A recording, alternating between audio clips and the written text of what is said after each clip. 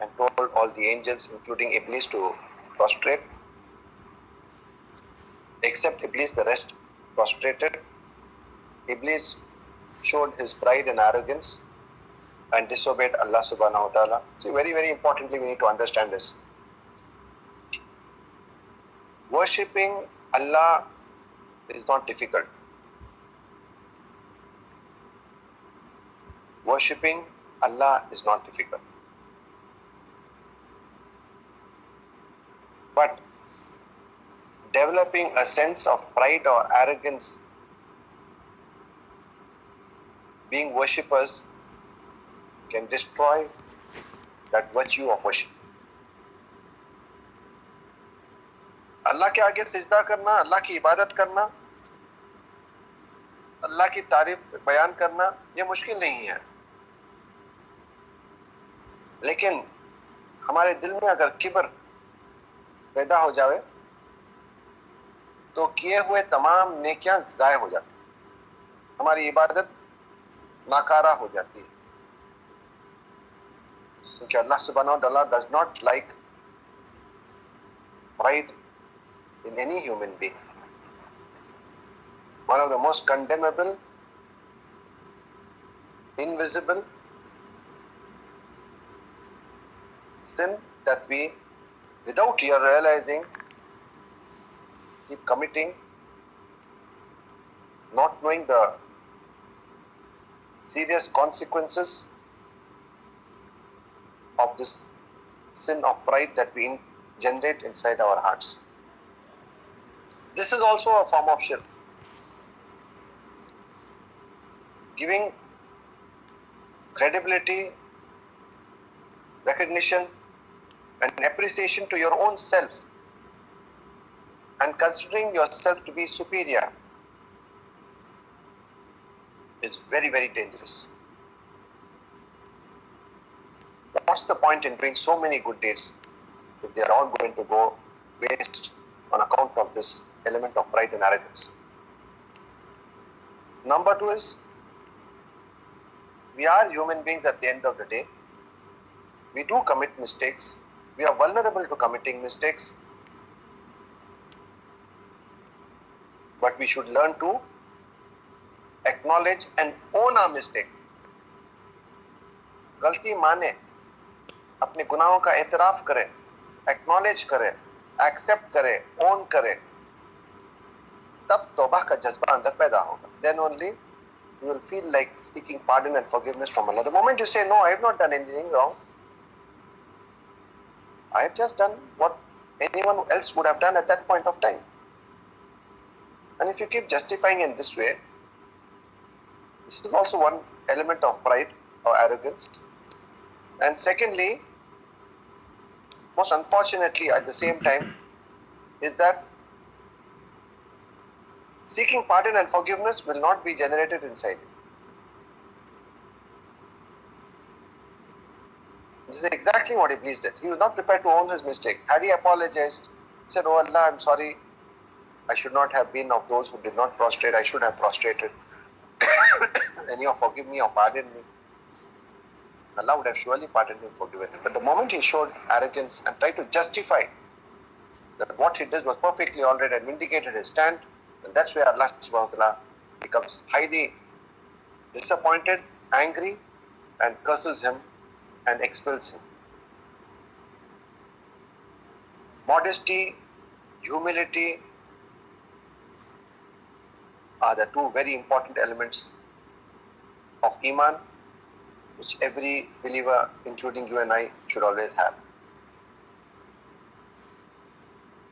Pride, arrogance will not take us anywhere.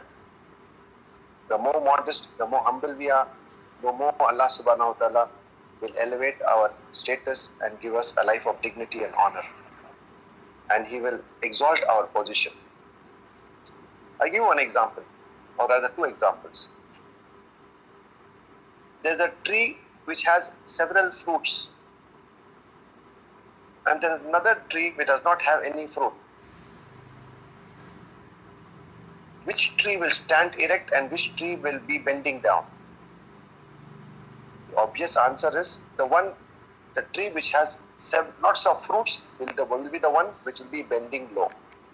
And the one which does not have any fruit will be standing erect. At the same time, another example, when you climb a steep place or a hill or a mountain, you bend down, then only you can go up. You stand erect, what will happen? You will fall down. You will not be able to reach the height. The more modest and humble we are, the more Allah subhanahu wa ta'ala will exalt our status. And only those people who are bestowed with Allah's bounties, she need to prostrate and bend and be more modest and humble than the one who does not have those much of bounties. Like the tree which has several fruits and the other tree which does not have. And the more we are modest, the more we are humble, the more we are grateful, the more Allah will bless us. And Allah will exalt our positions. If through the message of the Quran we do not generate these qualities of humility, modesty and gratitude in our lives, then all the good work that we do will go in vain. Because those are the striking features and qualities of Iblis, whom Allah is talking about. This is not just a historical narrative which Allah is talking. Allah created Adam and Islam, told them to prostrate, they all prostrated except Iblis. He did not prostrate, so therefore Allah subhanahu wa ta'ala expected him. What is this? What is Allah talking? What is the essence of this entire narrative? What is the lesson that you and I need to derive out of?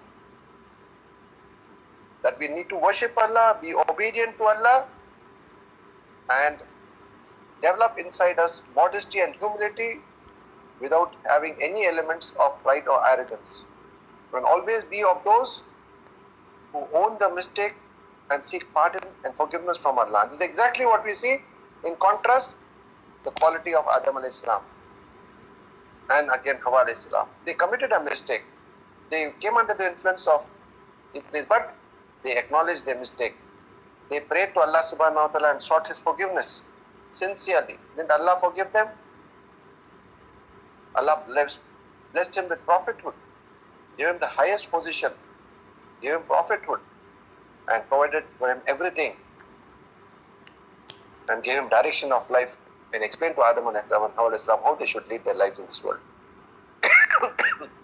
So therefore all these are some of the very, very important points that we need to understand. And Iblis is not going to spare us till our last breath, and he will continue to do it.